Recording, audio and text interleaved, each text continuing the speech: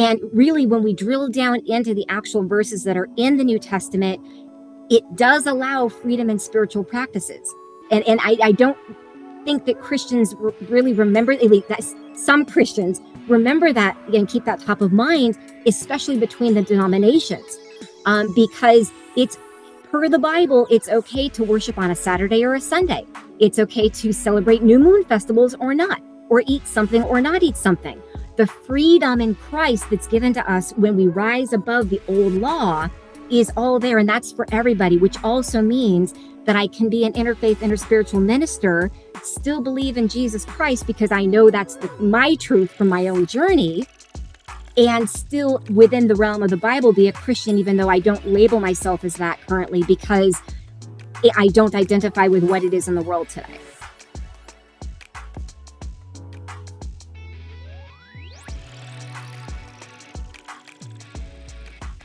Welcome to Connecting with Coincidence. I am your host, Bernard Beitman, MD.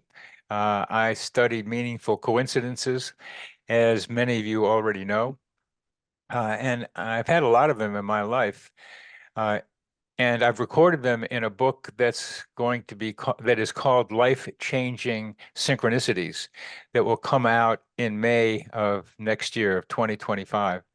And it starts with when I was little, and it goes into now, or similar to now, or close to now, here in Charlottesville, Virginia, with all the places I've been. And it's pretty accessible, and there's a little bit of a comment, a doctor's note at the end of each story, and a principle. And the idea of that book is, yes, to make coincidences, meaningful coincidences, more accessible to you, but the really good way to make them accessible to you is to for you to write about them.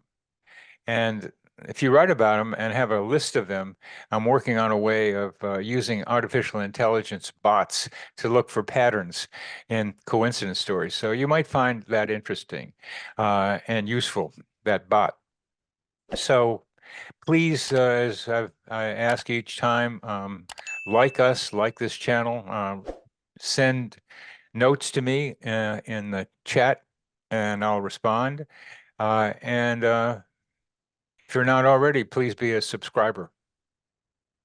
Our guest today is trying to revamp Christianity. That's just what she's trying to do. And why shouldn't she? Because I think we can all agree that Christianity could use a little bit of revamping. And she is up to doing that. And her name is Shannon Marie Winters, and she is a marvelous addition to our understanding of ourselves, as you will find out as we discuss her book, which I have had the pleasure of looking at, The Gospel of Joy, and some of my questions will come out of that in our comments. She is an interfaith, ordained interspiritual minister, co-founder of the Light on Light publications, and instrumental in the founding of Light on Light Press. As a scientific communication executive, Shannon also serves as managing editor of Light on Light publications, including the Convergence, Conscious Business, and Light on Light e-magazines, and with the International Day of Yoga Committee at the United Nations. She is the author, as I mentioned, of The Joy of Alchemy, The Gospel of Joy, and co-author of Ervin Laszlo's, who I've interviewed earlier on this show, of Our Sacred Mission, Learning to Dance with Mother Earth, which is really a good thing to do, is to be able to dance with Mother Earth and get out there and do it in nature, and you'll have a good time with Mother Earth and all her friends. So Shannon, very, very much welcome you to the show, and delighted to talk with you about what we're going to talk about, as well as self-observer. So welcome, and please, Sure. please tell us about the coincidence story we discussed. Yeah, no, absolutely. It's such a delight to be with you here today, Bernard. So the story that we were going to start with today is my journey through Christianity and how coincidences and synchronicities started happening in my life journey, in my life story, that came true actually after I had left the faith of Christianity. And it showed that the synchronicities that occurred throughout those times did not matter whether or not I was a professing Christian or what denomination I was in, but actually were because of our connectedness with consciousness and with the higher power. So going back to 2009, I had what I can only describe as being an experience like a saint might have, where they experience a mystical vision, a presence of Jesus Christ with them, so much so that it feels real, that I actually felt his presence, I heard his voice, and in that, I felt that God shared with me through Jesus that I would meet my soulmate. And this was at a time period in my life when I was searching for, I had gone through a life crisis, a divorce, I was on my own. And so this really gave me that hope for the future of I will meet the one, my soulmate, the one with unconditional love, as love closest to Jesus as possible on earth. And so because of that really, truly mystic experience that felt true, I mean, to the core, I believed that it would happen. And so then I went through my pathway, and I don't know how deep we would like to get into this subject now, but I actually, in my following Jesus and going back into religion and back to the traditions, I actually started questioning the doctrine that I had learned starting from when I grew up.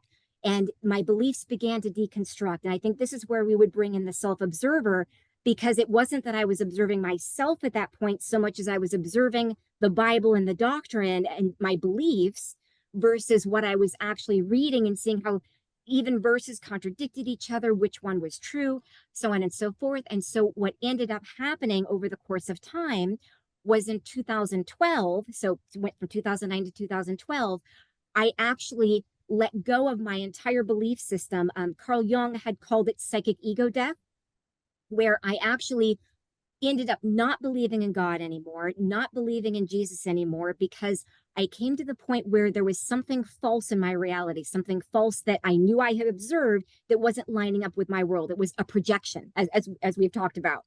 And so in order for me to identify what those projections were that I may not be aware of, I actually let go of everything. And in doing that, I ended up on the path of the mystic heart, which I did not realize at the time was part of inner spirituality and coined by Brother Wayne Teasdale in his book about 25 years ago. And inner spirituality is really where all of the world's wisdom traditions, religions, and spiritualities are interconnected in that higher consciousness and in that higher space where everything is based on the destination and supreme reality of joy, of bliss, nirvana, and away from the negative patterns that we have in our lives. But I did not know any of that at the time. All I knew was I suddenly did not have my beliefs of my youth anymore. I was in this entirely new space where I needed to decide for myself what was right, what was wrong, what loving was versus what it wasn't. And by doing that, that is when my self-observer kind of kicked up a notch, where I started observing myself because I did not want to create harm or hurt in the world. So having said all of that, I was in a very different, I would say, self space by the time 2012 and 2013 came along, where that synchronicity now comes back in again, because I actually had a dream that I woke up in, and the name Dave came to me in the dream. I actually saw symbols in the dream. So again, completely out of the Christianity faith at this point, completely in, I would say, nature, mysticism, independent spirituality. And the name came to me in a dream. So I was like, okay, his name will be Dave. I believed the dream that I had. It was that simple. So confirmation bias, sure, but and about a month and a half later, through again means that I could not have controlled or prescribed, I met Dave.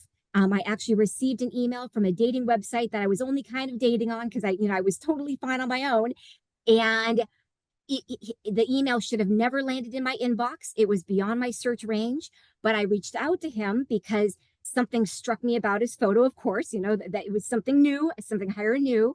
I'm Yeah, going to interrupt for just a yeah, minute because I yes, think there's some key parts to this sure, for our people to know. You heard a voice yeah, in a mystical experience that you would find your soulmate or that you would find right. each other. you gave up all as much as you Yep. could about Yep. the the conflicts in Christianity that you had begun to realize and that were roiling your heart and your soul. You had to get rid of these. And so you cleared your mind and discovered interspirituality through the term mystic heart. And then you had a dream. Right. And the lovely part of the dream was you got a name. The name. Yeah. You Yep. got a Yep. name, Yep. Dave. Got a name Dave, and Uh-huh. somehow it seemed right. And it's important for Right. us to recognize that every once in a while you'll get a message through a dream or through intuition that this is the right thing to do, uh, or it will happen. Right. And this is Dave was like in scarlet and all kinds of, I said It, scarlet letters, but it was all kinds of letters. Or somehow, how did that Dave appear to you? What? it was actually in the symbol that appeared in the dream. It was someone that was named Dave and went by Dave, which actually my husband Dave does go by Dave mostly. So it was exact fit. But I knew that was not the one. But it was just the symbol of the name that appeared with this feeling of immense love, like it was greater love than I could ever felt in a dream before. And so that's how I knew the name was Dave. Okay, well, That's my that's an important. interpretation of the dream. Exactly. Because I That's a could have interpreted differently. You know, No, you couldn't right, interpret that differently when you had that so much overwhelming love right, in the dream, which you didn't mention as you were telling about it. right. But that overwhelming love with this image of a man named Dave, who you knew wasn't the guy, but Right, still right. was a representation of somebody named Mhm. Dave for whom you felt a lot of love. Now, you could have also been skeptical about it as you woke up and you didn't know and you still had to prove it. But the thing that made it so believable to you was the immense love you had for this Yes. person named Dave. Okay. And the love that I felt coming through me and from that person named Dave. That's so Exactly. important. So important. Exactly. Right. It went It both was the ways. experiential experience of it, not just the symbol that appeared. Because there's always, again, when we're really looking at things from the mystic space and from that higher space, we have the feelings and the sensations and the intuitions and knowing that go along with the sign or the symbol or anything like of that nature. Yeah. Oh, what I liked about what you just said, it wasn't just you feeling it or wasn't him feeling it. You felt it together. It Right. was it was between the two of you. It wasn't Ex- yours, wasn't his. It was yours. It was the plural yours. right. With both of you together. That is so. I mean, that's really hard to get away from not believing, but you still have to be skeptical. Right. So then, Exactly. Exactly. So we come. Go ahead. Go ahead. well, one more, one more part of this is like you get you get a message about a guy named Dave, um, but it came outside of your range of the kind of people you were looking for. I mean, the thing that I so love about that is that your dream allowed you to grasp this out of the range uh, message to you Hmm. through the dating site Right. because his name was Dave. Hmm. Because Hmm.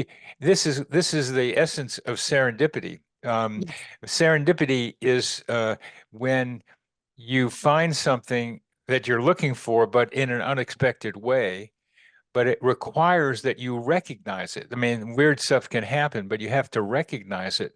So you were prepared, as Louis Pasteur would like to say, you had a prepared mind Yes. So. for picking up a Dave.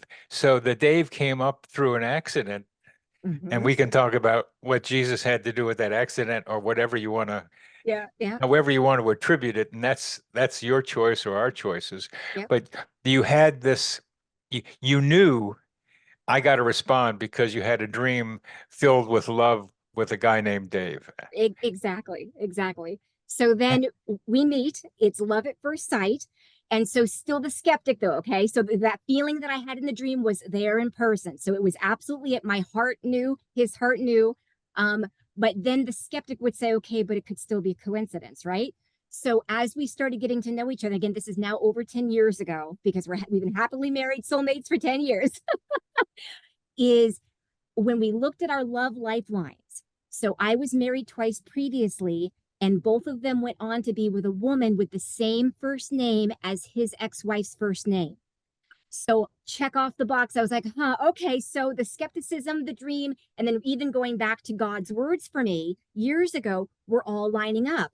Then years later, when we went back even further in our relationship history, his first relationship's name, are you ready for this? Shannon Marie. Oh no. Oh yes. Oh With yes. with the Marie on there. I didn't share this with you yet. His first was Shannon Marie. I'm Shannon Marie, as you mentioned at the top. But even deeper than that, his Shannon Marie, and again, he grew up in Pennsylvania. I grew up in California. So very worlds apart, worlds apart. His Shannon Marie went on from him to be with a boy named Dan.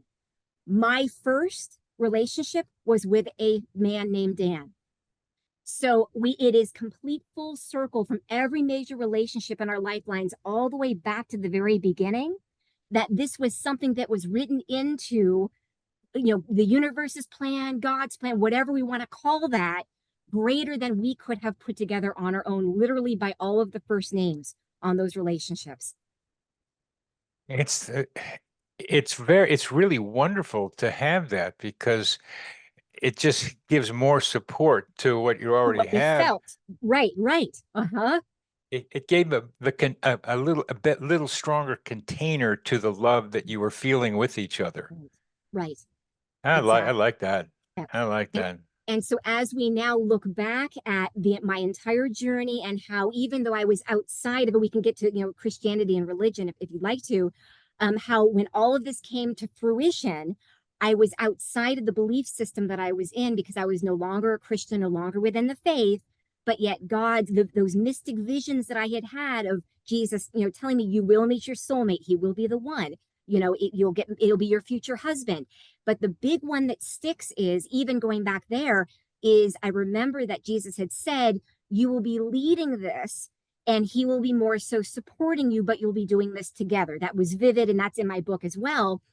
Now, 10 years later, that has also come true because in the Light on Light publications and all of the work that we do with the evolutionary leaders and Irvin Laszlo and Kurt Johnson, I'm doing some of the leading with the thought leaders, and Dave is in the background doing all of the graphic design for all of our publications. So and that's from his skill set that, again, I don't have, so I wouldn't be able to be contributing in that way. And yet somehow we're together and we're a dynamic duo team, and he's supporting me. So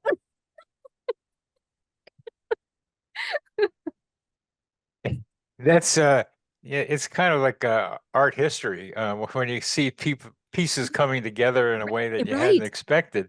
right. But this is real life, or I guess it's real life. Yeah. We can wonder about that too. But yeah, I mean the names are fun enough. Yeah. Um, the random, we'll say, message from a guy named Dave that was outside your range is Yeah. even to me a really good one too. Right. That but I like these practical things that he's a graphic designer that he can help you do Right. your stuff. That's It's what again, right. that that to me one of the and other people think this one of the things that strongly holds couples together, people together, is when they're working on something together. It's often called children, but it can be other forms of creation. And the Right. two of you are yin and yanging, or whatever you want to call it, Yep. together, putting the text together with the visuals, and that's beautiful. I mean, everything, love in the past, but the past experiences and the names. This, to me, because I'm very practical, is part of the beauty of your relationship with Dave. Yeah. Yep. Absolutely. Absolutely. And we also partner in, we have a little mom and pop gift shop that we do together with a blending of our two personalities. So we've got the spiritual and the pop culture and the fun, everything on the sunny side of life. So we have that together as well. So it's wonderful. Everything that, I believed that God was going to, bring into my life absolutely happened more full than I could have ever imagined. More than you could imagine. More I can You'll never get imagine. The you'll get your names, everything. and if you don't mind me saying, joy. Yes. Yes. You got some joy. Yeah, absolutely. And you can tell in the beginning of the book where I was really truly a different person than I was at the end of the book. And that's why in the introduction I say get ready for a roller coaster of transformation, because who I used to be is not who I'm. Still the same Shannon, but on the inside it's peace and joy. It's not negative or depressed or looking at the worst side of life instead of the best, best possibilities to come. Just looking at life from a different perspective. Well, to me, it's more than that. Talking to you is like the fun emanates out of you. The joy That's sweet. Thank you. emanates out, and we need a lot of people like that. Yeah. We have a Democratic nominee for president who's big on joy as opposed to the grumpiness of and worse of her the person she's competing with, Donald Trump. And that we need more joy and more heartfelt people in the world. And that in itself is transformative. To be a person like you, just being happy around other people is a big help. The trouble with that is they go home and it's still the same thing for Right. wherever they're going home. So they have to take what you represent and how you've gotten there home with them too. So Right. that's Right. part of what you do as a spiritual advisor or teacher or rabbi or priest or minister, Many uh, names. and many names. Many But names. I think it's worth continuing to emphasize. You do this within the Christian faith. So why don't you tell us about how you are going about trying to change Christianity? Yeah, absolutely. So it's not so much changing Christianity so much as reminding those within the faith and helping to educate those who may have misperceptions about what Jesus his teachings actually brought to humanity. Because when we pare back the doctrine, and again, this is after years of me being within the Christian tradition, grew up as a Lutheran, really went back and became, I would say, a fundamental Christian at that point. And again, I was that person that said other religions are wrong, some are evil. Anyone that did not necessarily have the same denomination of Christianity that I was also equally wrong or bad, or just not correct in their beliefs because mine was better, of course. I mean, so these are all of those thoughts that are rampant in that right now when we say, Shannon, oh, so go ahead. I'm sorry again to interrupt, but I want No, to go ahead. underline and ask you Yeah, to repeat what you just said. A fundamental tenet of Christianity is the other religions are of the modern Christianity is that the other religions are all bad or evil. Even other denominations are bad and evil. if we're tearing it back to the belief system, if they have the my way is the only way, or if they are in, I'll say, in judgment, judging others, if they have that perspective of their belief of religion and of, because even, and I mentioned this in my book as well, that even amongst denominations there are those that believe in the Trinity, there are those that believe that there is no Trinity. It varies so much, and there's so many diverse beliefs and doctrine within the religion itself, that all of the conflicts and arguing and wars that have gone on for nearly 2,000 years now have not resolved that within Christianity itself. And not only that, but they have also, in missionaries going out to spread the word to other faiths and in other systems, have been saying, hell and fire and brimstone, you're wrong, we're right, convert to our beliefs. I'm saying that very, very blunt. And and I apologize for that for anyone that might be offended by my bluntness in that. But if we look back in history, time and time again, all of the wars against Catholicism, I mean, like, we can go back and it hasn't worked. We're still there now. Our world is still there now. So something in the doctrine, in the belief system, just like I went through my personal journey of realizing there's something false or incorrect or not quite aligned with the truth in my beliefs. In the Bible, I found verses that seemed to contradict each other, and I dug in. Well, if that's true, then what is the higher, greater truth in this? took it into contemplation and prayer. And again, these are practices that anyone of any belief system, secular or non-secular, can do, is to just contemplate and question what they believe in to be true, especially if it's my way is the only way. And so in looking at, go ahead. Let me Go again ahead. pause you. I am so enamored and appreciative of what you're saying. My way is the only way. And that has caused a lot of problems within Christianity, but other religions do the same thing.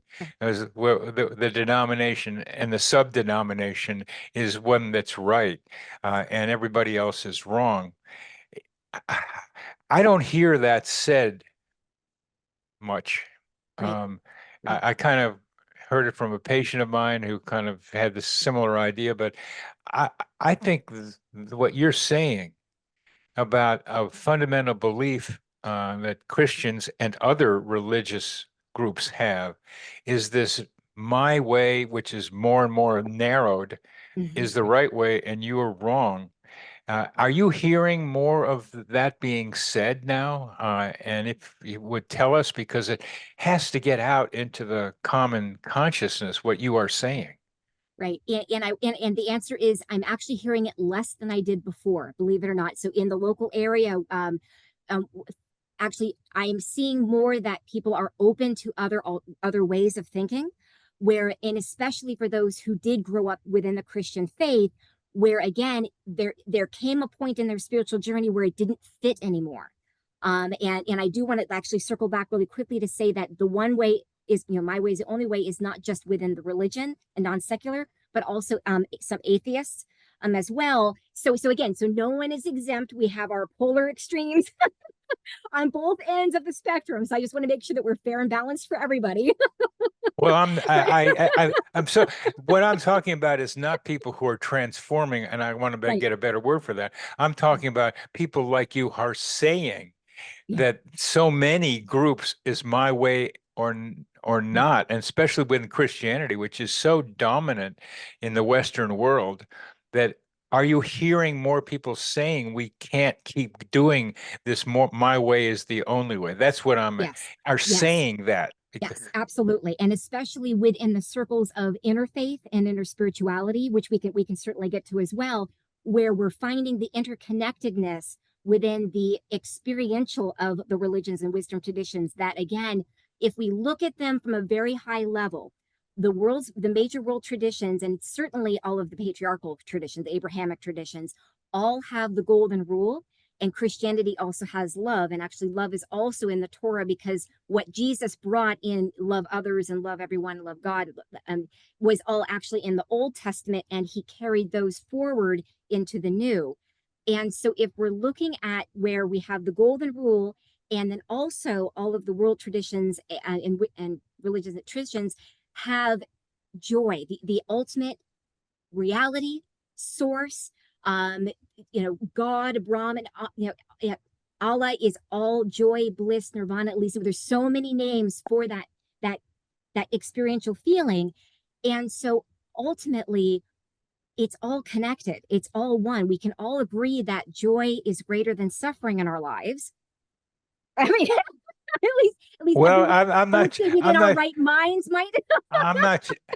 I mean, this patient I was telling you about, who was an apostate from a Presbyterian perspective, uh, whips himself. He Mm-hmm. punishes himself.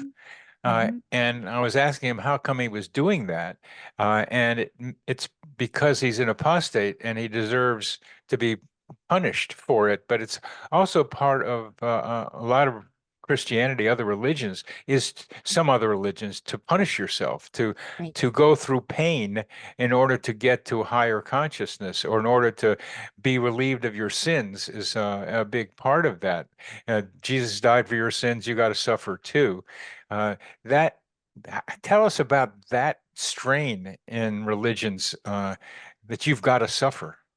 Yeah, and that's actually, I'm really glad that came up, because, and again, I'm gonna go to the Christian tradition because that's my lineage, and so that's the one that I'm closest to and can speak from personal experience on. is that Jesus does say for anyone that wants to follow him, and this is in the New Testament, in the Bible, and the Gospels, that we must be willing to crucify ourselves, to lose our lives, and really truly go through that suffering, that pain, and potentially death at whatever conscious level that that might end up looking like, to follow him. And when we do that, that leads then to the born again experience, which is also written in the Bible, and becoming in Christ, which is the Christ consciousness. And this is confirmed not only within the writings of the New Testament, where they're talking about both the elementary teachings of the faith, of early Christianity, but also in the more mature teachings, which is really truly when it's no longer my way is the only way, but there is that space and that openness to other beliefs, other perspectives. And really, when we drill down into the actual verses that are in the New Testament, it does allow freedom in spiritual practices. And I don't think that Christians really remember, that some Christians remember that and keep that top of mind, especially between the denominations, because it's per the Bible, it's okay to worship on a Saturday or a Sunday. It's okay to celebrate new moon festivals or not, or eat something or not eat something. The freedom in Christ that's given to us when we rise above the old law is all there, and that's for everybody, which also means that I can be an interfaith, interspiritual minister, still believe in Jesus Christ because I know that's my truth from my own journey, and still within the realm of the Bible be a Christian, even though I don't label myself as that currently because I don't identify with what it is in the world today. I'm trying to understand some words here. You're a Christian, but you're not, is a simple way of saying it, but you are. And that's where I would say anyone can label me however they want to in that. And either way would be correct. Either one would be true. Well, I think it's, I think I'm just trying to, as I write this up about you, uh, uh, she's a Christian and she's not a Christian and she's a Christian. I mean, that's that because, but that's a confusing but realistic way of saying it. What word do you use for, like, I'm using transforming Christianity? Is that the word you use, or it really isn't transforming, it's going back to its roots. Right, exactly. It's going back to what it was before even the canonization occurred. Like, so before the actual religion was formed and then set into proverbial stone. So taking it back to the primitive essence of Christianity, which was, if we look at just Jesus' teachings and the ministry as written in the Bible, that provides that framework that everything else can then be built upon. So what do you call what you're doing? Back to the primitive isn't a good phrase for this, although or is it? Yeah, I mean, honestly, I haven't really coined a term for it other than I'm just pointing pointing to Jesus, because he's who I followed. And this is all the synchronicities and my soulmate coming true, so. The word is radical in the sense of going back to the roots, because radical means going back to the roots. So Yes. I could call it radical Christianity, but that word radical is getting thrown around a lot too. So Yes, that's I'm true. just sometimes we need names Yeah. to help condense what we're talking about, and transforming doesn't capture it. Radical may miss it, but anyway, I'll you don't have a name for it, so I'm going No, to no. I'm going to do Christian and anti-Christian, or not Christian and then Christian is the best I could do. The new old Christian. That's right. That's right. Bringing the new in Christ, which is back to the old. But yeah, exactly. It's right. Bringing the old back. It's a form of fundamentalism, but that fundamentalists don't do. Exactly. Right. Because it's going back to the fundament. And this kind of paradox that we're talking about here with the use of words is fundamental to this reality, is that things contain their opposite. There's so much polarity, but they contain each other quite often. And that's what we have here, is fundamental in a basic sense, not fundamental in the I'm right and you're wrong sense. Right. Right? Exactly. Exactly. And it was when I ended up going back to I would say Christianity and the Bible after being away from it for many years, when I realized that I did need to, and this is a whole nother story, but did need to finish writing my book and publish it and so on and so forth. I knew that I needed to take another look at Christianity and the Bible. And so I did. And I went back in. And the way that I did that was I actually used a Bible database search and searched for all of the words of all, never, always.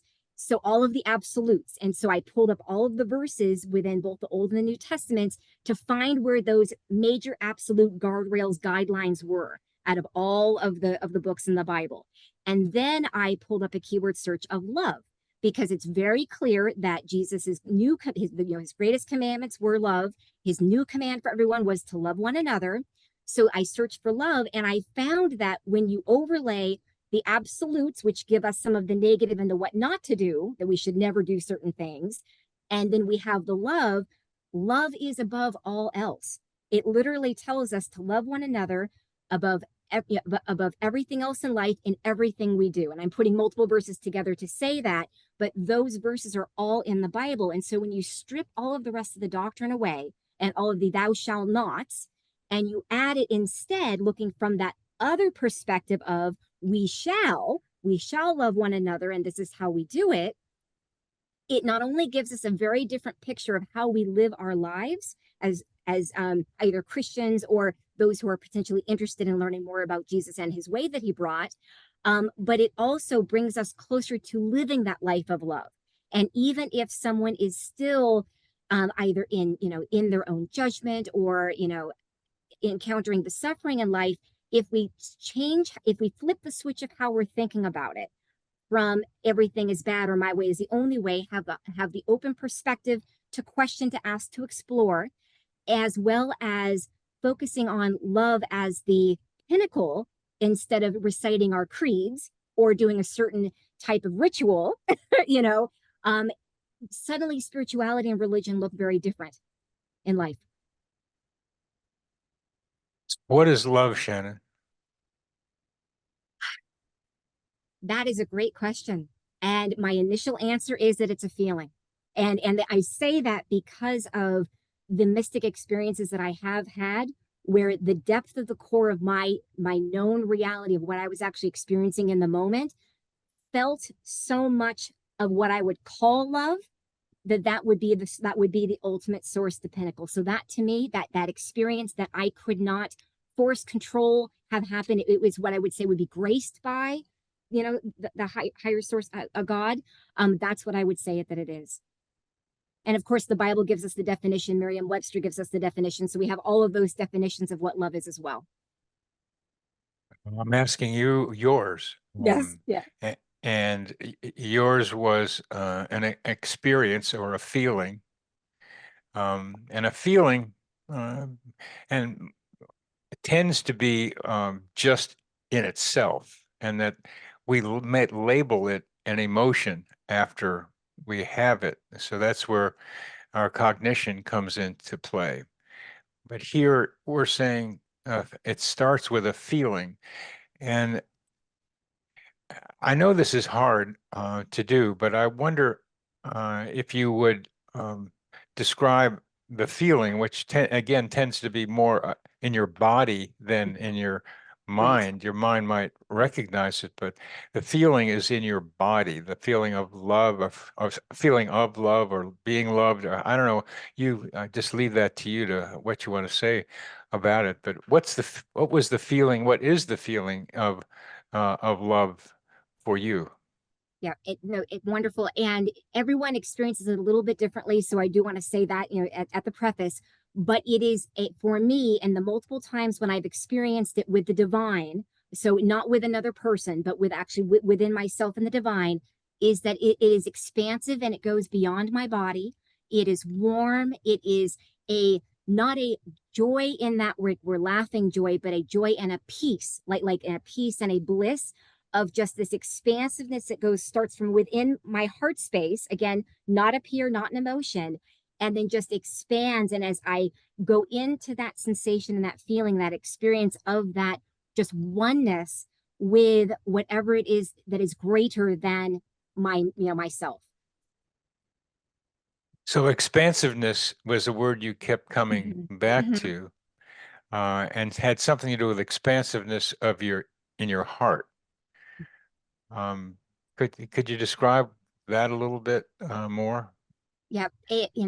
So one of the meditations that I'm familiar with is invoking the smile in the heart. So if we think about being in a meditation and then allowing our hearts to open and smile, and the warmth and the feeling of light that pours in through that, and just allowing ourselves to just smile, that's partially there. So that's getting us there. But this is not a meditation. This is something that occurred without me meditating or trying to be in the space, which actually made it more authentic and genuine than when I'm able to come to that space within a meditation or within a guided meditation. The space in meditation resembles Correct. that more Right. spontaneous one. Right. Exactly.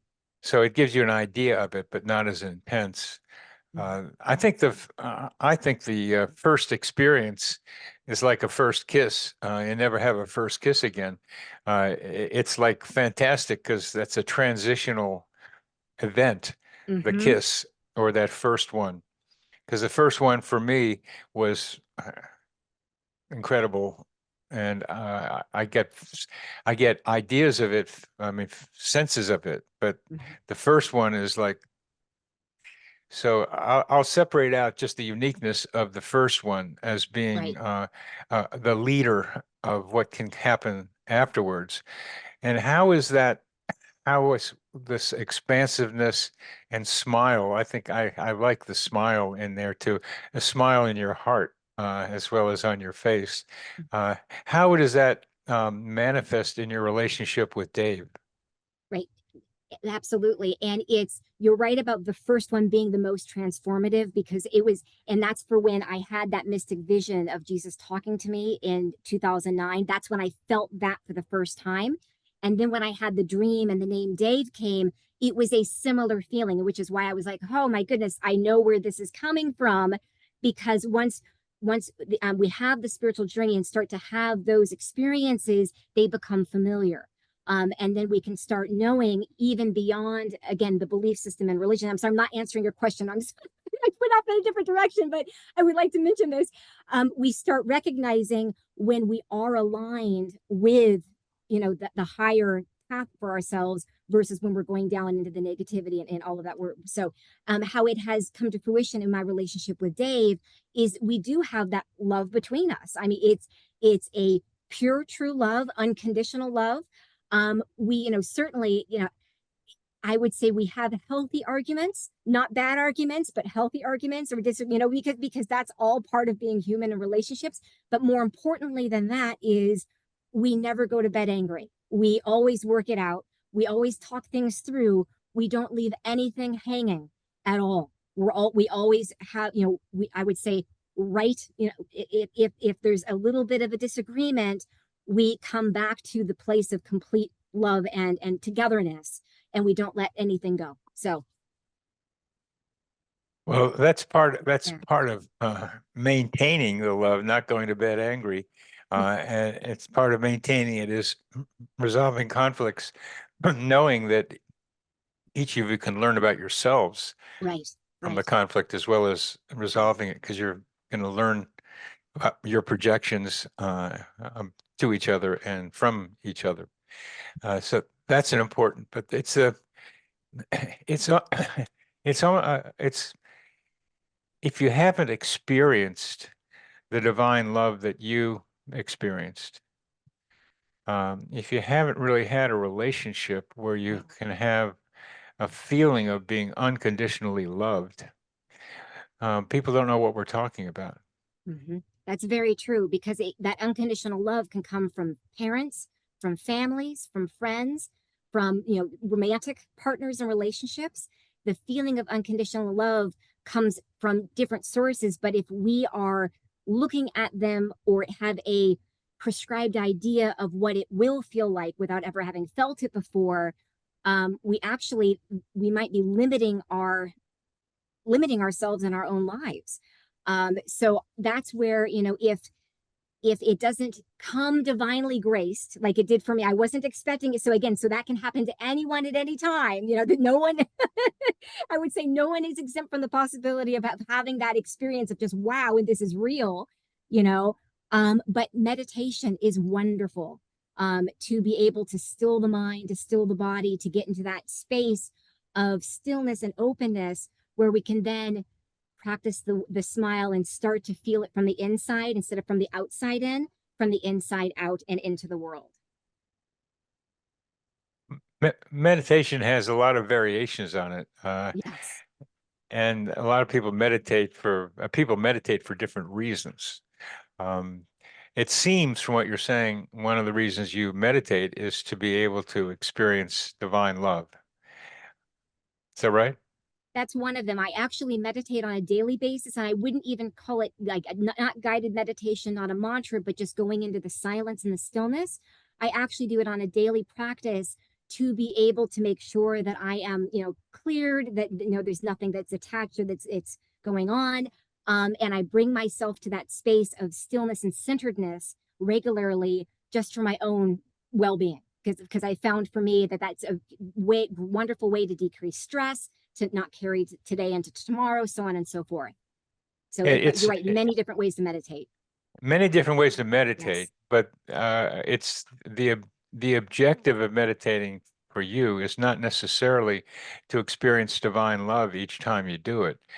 Or maybe you do, but it's still also to clear yourself of whatever might get in the way of your being loving, golden rule, Right.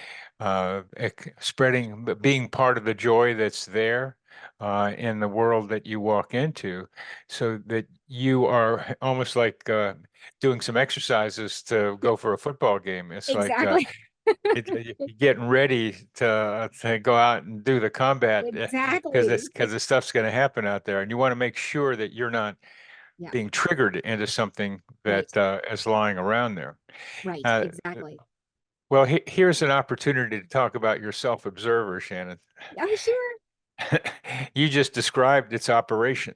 Uh, but when you meditate, you are able to calm your body enough. You got to relax. That's part of meditation, is that, and then being able to observe the landscape of your mind.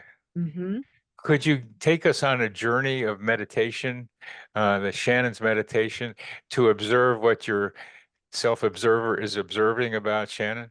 Yep, absolutely. So when I go into that space of stilling and in silence, of just allowing whatever to come flow through the mind, just to make sure that I'm contemplating, releasing, if there's a thought that comes in, like from the day's events that is coming up in my mind, I know that there might be something else there that I need to consider, or another way to look at it. So I will, as the self-observer, look at that experience or the thought or whatever it is, not only from the way that I was perceiving it as, but also in its opposite. Because over the years, I learned that just as the words that are spoken, are spoken, what is unspoken is potentially equally as important as what is actually spoken, because it's two sides of the same coin. It's still one coin. So I've made it my inner practice to look at things as much as my abilities can from all perspectives, from a whole world view, which again was very different from my one way is the only way mentality years ago, which is now I actually make it a point and an effort to take my observation of something to that next viewpoint of, okay, I've looked at it from my perspective. What are all of the other potential perspectives here? And then how do I integrate that together coherently into, what I believe as the truth or whatever it happens to be in that situation? I'm very interested in processes or patterns. And you just described a pattern of what you do, at least partly during meditation, that resembles what you did with the Bible, Right. where is that true? It is true. Yes. Because that's where I learned the practice that I've been now applied to every other area. Okay. Uh, okay. So one of my favorite things is finding patterns of patterns. And that's Yeah, yes. synchronicity. Synchronicity is about that. I just got one. I like doing that. And what I like better is you appreciated my doing that. Absolutely. No, I love it. I love it. And I love it when it comes and you least expect it to. But Shannon, you did this and now you're doing that, and they look like they're about the same thing. Yep. And you just, yes, how'd you know? I mean, I'm Uh-huh. glad you pointed out and all that sort of stuff. But I love patterns, and that's a pattern. Would you describe the pattern, please? You just did kind of, but Right. just do it again or So do it. I would say that it is identifying that I am perceiving an object. I'm trying to make this as you know as relevant to any situation as I can. So I'm perceiving an object in a particular way. And so instead of just saying, okay, that is absolutely 100% what that object is, I take a step back from what I think that that object may be or believe that object may be, and I look at it in other ways. I either look at it in its opposite perspective. It is not that. So again, I try these on to then see what is more true or right or anything like that. And I bring them all together as a cohesive one. And so once I do that, then I look at it from as many perspectives as I can. I actually love entertaining the polar opposite because, again, when you're looking at both polarities, you can find those patterns faster and easier when you're observing not only yourself, but also events in the world. And one of the ways in the book that I had also shown this pattern and the process was when I was going back into looking at the Bible and Christianity from an atheist perspective, because I wanted to make sure that I did have that whole worldview perspective of being able to see it all in the landscape, and as a atheist or someone that was completely polarity against this is not true, it's a fairy tale, it's fake, so on and so forth. And I was able to do that by finding a what I would say crack in what I believed to be true in the Bible. But again, this was a process, and I actually outlined this in my book so that others can read that and see the mental process I went through to be able to have the opening to see something in a totally different perspective. And it was through that practice years ago that I then was able to continue that practice and do it more and more in life for myself. So could you give us an example, like a real life example of what you're talking about? You did it with the Bible, but let's pick an object or something. I prefer picking something about another person that you have an opinion about or thought about, and then you looked at it from the other side and multiple perspectives. Yep. So I think that actually what I'll share is for not only myself, but for everyone to potentially do that about the election right now. You had mentioned it earlier in our discussion that we do have very two polar extremes right now, one appearing to lead towards joy, the other towards fear and chaos and hate. And so for us to be able to take a step back from saying that one way is absolutely the right way for our country to proceed, and from the election onward, to consider it from the other perspective. So again, rather than going into a personal, I think that this is actually much more valuable for us at this time point in our nation to be able to see the truth that is in the other side, not to either agree with them necessarily or to join their side, but to come to a greater understanding. And I think maybe this is where is good for us to go with this, a greater understanding that comes through the wisdom of having considered it in a different perspective, outside of ego, outside of our projections of this is the only way forward, to have an understanding of why they may believe differently. And then again, integrating those together to find the, I would say, the narrow gate. And this goes again back to Jesus, where he said there's a narrow gate of truth, of the narrow gate, which may look a little bit more like a middle road or a middle way. But I think we would all agree that either polar extreme, from whatever the both sides are saying, is not where we want to be as a country, because it will continue to lead to the same divisions that we've had for all of these years already. So we need to look at things from a different perspective in a different way. And by looking at the other perspectives, and again, coming back to that self-observer level, to be able to do that will bring us more peace and harmony, because it will allow us to have a better understanding and appreciation for what other people believe is right or true. And it also allows us to have those conversations with them. That's allows for conversation, but that's the Yes. principle. Go ahead and do it. Yeah. Joy versus chaos. Right. Try to put them together. I mean, tell us about tell us how you do that with the specifics. I mean, the general idea is hard to argue with, but I mean, there's some pretty vile feelings on the chaos side. Right. And there's some exaggerated uh, nirvana kind of things that are hard to reach politically. But do that for us, because I think more people will be in the democratic direction in this discussion. So help us see the Donald Trump way of thinking about things and see the value in there.